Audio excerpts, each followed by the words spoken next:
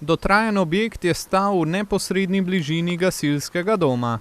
To je bil prej objekt, ki je na nek način ogrožal tam okolico, že zaradi svoje dotrajalosti, zato je to prvi cilj je bil, da se ta objekt odstrani, potem pa se ta prostor nameni uporabi krajevne skupnosti.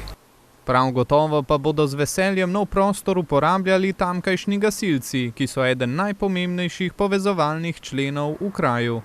Gasilstvo v vsakem ruralnem okolju je v bistvu temelj neke vasi, kjer se vse okrog tega odvija in dogaja.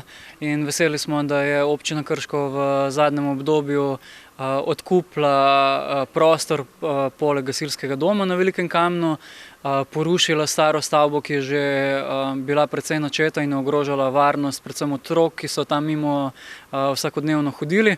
Nevaren objekt odstranjujejo in kaj kmalu bodo na njegovem mestu uredili večnamenske površine. Sedaj pa prostor dobiva novo podobo in v bodoče bo služil tudi gasilcem, ki bomo lahko poleg svojega gasilskega doma na tem prostoru izvajali tudi naše aktivnosti.